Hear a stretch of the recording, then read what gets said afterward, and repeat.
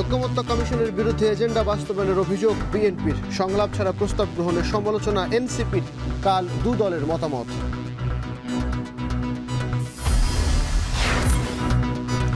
সংস্কার নিয়ে দ্রুত সব পক্ষের ঐকমত্যে পৌঁছানোর আশা ঐকমত্য কমিশনের। খেলাফতে মজলিস ও লেবার পার্টির সঙ্গে বৈঠক।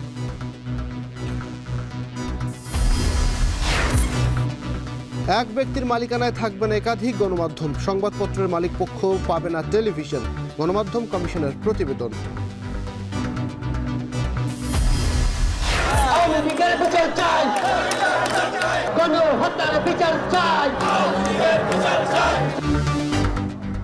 আওয়ামী লীগের নিবন্ধন বাতিল, কার্যক্রম নিষিদ্ধ ও দ্রুত বিচারের দাবিতে এনসিপির বিক্ষোভ। শাহবাগে তরুণ নেতাকর্মীর জমায়েত।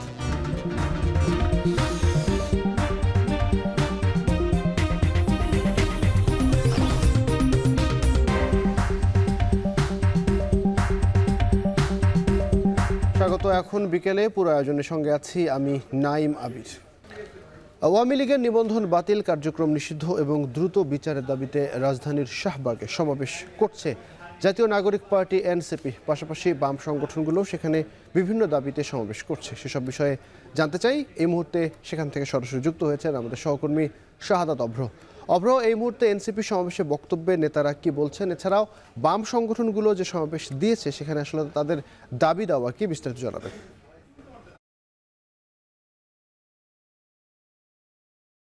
যে পূর্ব নির্ধারিত যে সমাবেশ, সেই সমাবেশটি কিন্তু হচ্ছে এখানে শুরু হয়েছে। আর কিছুক্ষণ আগে কিন্তু নানা জায়গা থেকে মিছিল এসে এখানে একই সাথে তাদের সাথে যুক্ত হচ্ছিল। সেই দৃশ্যটা কিন্তু আমাদের চোখে পড়েছে এবং তাদের যে দাবি সেটি কিন্তু যে আওয়ামী লীগকে নিষিদ্ধ করতে হবে, সেই নিষিদ্ধের দাবির জায়গা থেকে কিন্তু তারা এখানে একত্রিত হয়েছে। এবং তার সাথে সাথে আসছে নির্বাচনে আওয়ামী লীগকে আবারও পুনর্বাসন করার যে কথা চলছিল সেটির বিরুদ্ধে কিন্তু হচ্ছে গতকালকেও নাহিদ ইসলাম তার জায়গা থেকে পরিষ্কার করেছে তার বক্তব্য। এনসিপি কিন্তু তার সাথে সাথেই কিন্তু বলেছিল যে প্রধান উপদেষ্টা যেই বক্তব্য দিয়েছিল আওয়ামী লীগকে নিষিদ্ধ করা, এখন পর্যন্ত সরকারের কোনো ধরনের চিন্তা নেই। এই বক্তব্যের তীব্র নিন্দা কিন্তু জানিয়েছেন নাহিদ ইসলাম এবং এনসিপির পক্ষ থেকে। তাদের পক্ষ থেকে পরবর্তী কর্মসূচি হিসেবে কিন্তু আজকের এই কর্মসূচি গ্রহণ করা হয়েছে। সেখানে কিন্তু বলা হচ্ছে যে আওয়ামী লীগকে নিষিদ্ধ করা না পর্যন্ত তারা কিন্তু হচ্ছে এই ধরনের বিক্ষোভ কর্মসূচি এবং অবস্থান কর্মসূচি কিন্তু হচ্ছে তারা চালিয়ে যাবে। তার পাশাপাশি কিন্তু বামপন্থী যারা আছেন সেই সংগঠনগুলো একই সাথে একই ব্যানারে এসে কিন্তু হচ্ছে তারাও প্রতিবাদ জানাচ্ছে গানে গানে এবং নাটকের মধ্য দিয়ে। তারা কিন্তু বলছেন তাদের যে প্রতিবাদ সেটিও কিন্তু হচ্ছে জুলাই আগস্ট হত্যাকাণ্ড, গণহত্যার যে বিচার সেটি সুষ্ঠুভাবে করতে হবে এবং আওয়ামী লীগকে দল হিসেবে নিষিদ্ধ করতে হবে। তার আগে বলে নিতে চাই যে এনসিপির বা জাতীয় নাগরিক পার্টির পক্ষ থেকে কিন্তু হচ্ছে নানা জায়গা থেকে এই যে মানববন্ধন, বিক্ষোভ সমাবেশ এবং এই পুরো জায়গাতে কিন্তু হচ্ছে বিভিন্ন জায়গা থেকে আমি আসতে দেখেছি। এই মুহূর্তে কিন্তু হচ্ছে গুলশান থেকে একটি দল আসতে শুরু করেছে। সেই জায়গা থেকে কিন্তু বলা চলে যে আরও কিন্তু অনেকেই আসবে এই জায়গাতে। এই শাহবাগের যে জাদুঘরের সামনে সেই জায়গাতে কিন্তু ইতিমধ্যেই অনেক মানুষের সমাগম আমরা লক্ষ্য করেছি। এই মুহূর্তে বক্তব্য দিচ্ছেন মাহিন ইসলাম। তিনি কিন্তু হচ্ছে কথা বলছেন। তার সাথে সাথে কিন্তু আক্তার হোসেন আছেন, যিনি কিনা হচ্ছে তিনি কিন্তু সদস্য সচিব। তার বক্তব্যের জন্য কিন্তু অনেকে অপেক্ষা করছেন। এই জায়গাতে আরো অনেকের আসার কথা, বিশেষ করে নাহিদ ইসলামের কিন্তু আসার কথা রয়েছে। এই যে পুরো জায়গাতে কিন্তু এই মুহূর্তে অনেকাংশেই কিন্তু হচ্ছে পরিপূর্ণ বলা চলে।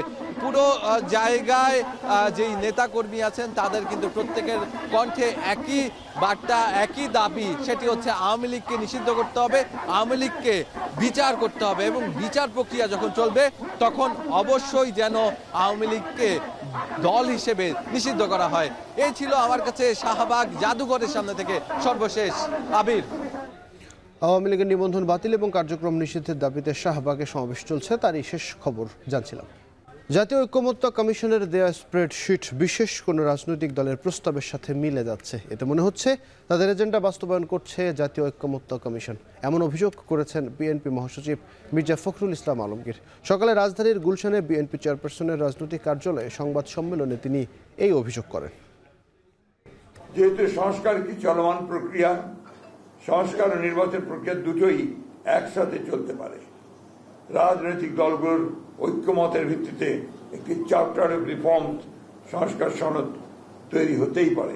নির্বাচিত সরকার জনগণের কাঙ্ক্ষিত ঐক্যমত্যের সংস্কার সমূহ সম্পন্ন করবে, কেননা জনগণের নিকট দায়বদ্ধ ও ন্যায় বিচার এবং সুশাসন নিশ্চিত করতে অঙ্গীকারবদ্ধ নির্বাচিত সরকারের পক্ষেই গ্রহণযোগ্য সংস্কার সম্পাদন করা সম্ভব। এর সাথে এখন বিকেলের সময় হলো ছোট্ট একটা বিরতি নেবার, ফিরছি একটু পর, সঙ্গে থাকুন।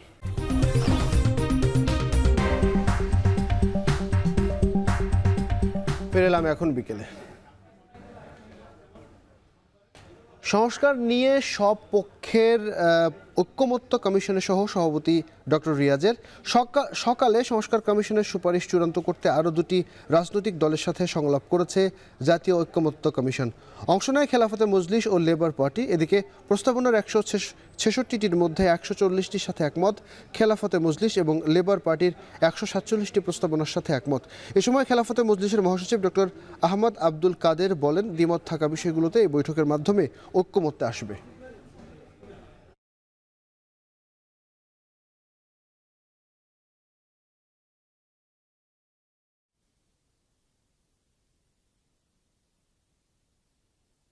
সংবাদপত্রের মালিকরা টেলিভিশনের মালিক হতে পারবেন না। এক ব্যক্তির একাধিক মিডিয়া থাকা যাবে না, এমন 20টিরও বেশি সুপারিশ রেখে গণমাধ্যম সংস্কার কমিশন প্রধান উপদেষ্টার কাছে তাদের প্রতিবেদন জমা দিয়েছে। স্বচ্ছ উন্মুক্ত পরিবেশে গণমাধ্যমের অনুমোদন দেওয়া হয়নি মন্তব্য করে গণমাধ্যম সংস্কার কমিশনের প্রধান কামাল আহমেদ বলেছেন, সাংবাদিকতা সুরক্ষা আইন করবার প্রস্তাব করা হয়েছে। সাংবাদিকদের আর্থিক নিরাপত্তার জন্য বিসিএস এর 9ম গ্রেডের সমপরিমাণ বেতন ভাতা দেবার সুপারিশ রয়েছে প্রতিবেদনে। কামাল আহমেদ বলেন, সাংবাদিকদের ভালো বেতন কাঠামো হলে দুর্নীতি বন্ধ করা যাবে।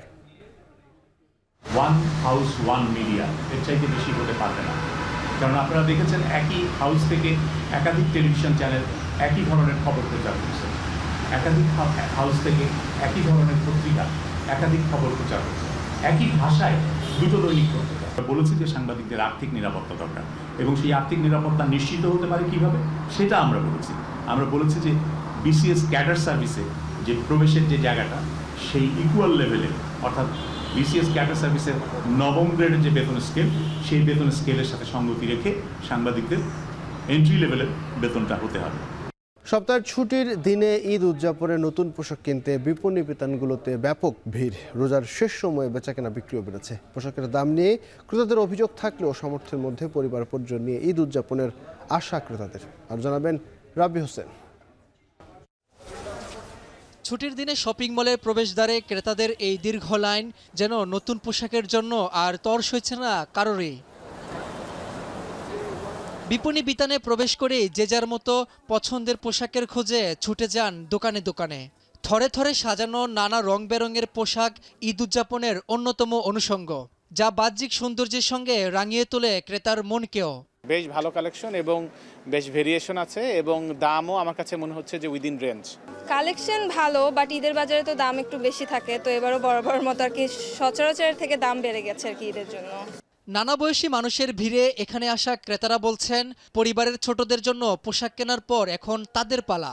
যদিও বছর ঘুরলেই থাকে পোশাকের দাম নিয়ে অভিযোগ। আমি ফ্রক দেখেছি, বারবি ফ্রক, তারপর লেহেঙ্গা, স্কার্ট, এগুলো। যে বাজেটে নিয়ে আসছি সেটা তো হবে না, তার চেয়ে অনেক বেশি যায় আর কি। তারপরেও সাধ্যের মধ্যে আছে, তবে আমার মনে হয় দেশি পোশাকগুলোই ভালো। বিক্রেতারা বলছেন, রোজার এই শেষ 10 দিন বেচা বিক্রি হয় সবচেয়ে বেশি। বিদেশি পোশাকের সাথে তাল মিলিয়ে বিক্রি হচ্ছে দেশীয় জামা কাপড়। বাচ্চাদের প্রোডাক্টটা সবার পর থেকে আমাদের প্রচুর সেল হয়। এখন আসছে আমার এবং আমার মিসেসের জন্য আর আমার শালীর জন্য। ক্রেতারা বলছেন, ঈদ উদযাপনে কোনো কমতি রাখতে চান না তারা। সামর্থ্যের মধ্যেই রাঙিয়ে তুলবেন আসছে ঈদ। রাব্বি হোসেন, এখন, ঢাকা। আর একটা বিরতির সময় হলো এখন বিকেলে, ফিরছে একটু পর, সঙ্গে থাকুন।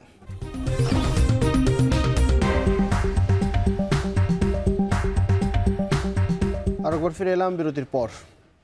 ঈদ উপলক্ষে ভোলায় প্রায় 100 কোটি টাকার প্রসাধনী বেচে কেনার আশা। ব্যস্ততা বেড়েছে জেলার ছোট বড় সকল প্রসাধনীর দোকানে। মানে ভালো ও দামে সাশ্রয়ী হওয়ায় দেশীয় ব্র্যান্ডের প্রসাধনীর চাহিদা এবার বেশি বলে জানান বিক্রেতারা। ইমতাজুর রহমানের প্রতিবেদনে বিস্তারিত। বছর জুড়ে চাহিদা থাকলেও ঈদসহ নানা উৎসবে কয়েক গুণ বাড়ে প্রসাধনীর চাহিদা। প্রকৃতি ও আবহাওয়ার সঙ্গে মিল রেখে এবার হালকা সাজসজ্জা বেছে নিচ্ছেন বেশিরভাগ তরুণী, যা ঘিরে প্রসাধনীর দোকানে ক্রেতাদের ভিড়। ভোলার চকবাজারে ঈদ উপলক্ষে বরাবরের মতো চাহিদার শীর্ষে রয়েছে মেহেদি, লিপস্টিক, নেল পলিশ, আইশ্যাডো সহ সাজসজ্জার নানা পণ্য। একদিকে বিদেশি প্রসাধনীর মান নিয়ে বিশ্বাসযোগ্যতার অভাব, অপরদিকে বাজারে মিলছে মানসম্পন্ন নানা দেশীয় পণ্য। মেকআপ আইটেম এগুলো বাহিরের প্রতি একটু আগ্রহ বেশি, কিন্তু এই যে মেহেদি এসব আমরা দেশিটাই চুজ করি। মমতাজ এবং স্মার্ট যে মেহেদিগুলো আছে এগুলা দেশীয় প্রোডাক্ট হিসাবে অনেক ভালো। ব্যবসায়ীরা বলছেন বর্তমানে আমদানি ব্যয় বেশি হওয়ায় এবছর ক্রেতারা ঝুঁকছেন দেশীয় পণ্যের দিকে, আর ঈদ ঘিরে বেশি চাহিদা রয়েছে মেহেদির।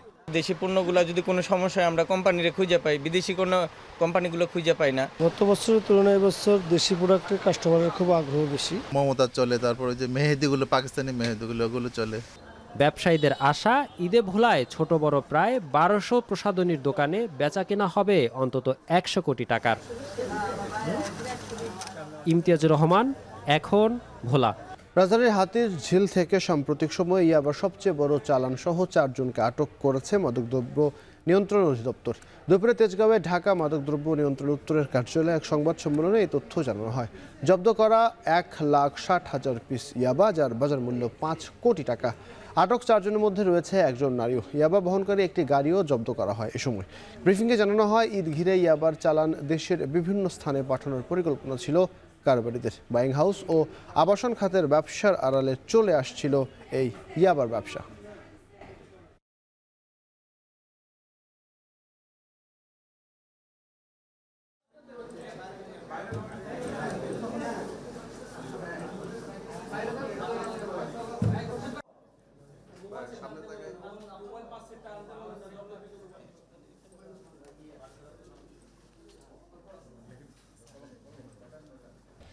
এই ছিল এখন বিকেলের আয়োজন। এখন টেলিভিশন ওয়েবসাইটে দেখুন www.এখন.tv, এছাড়াও ফেসবুকে দেখুন facebook.com/tv.এখন, আর ইউটিউবে দেখুন youtube.com/c/echontv।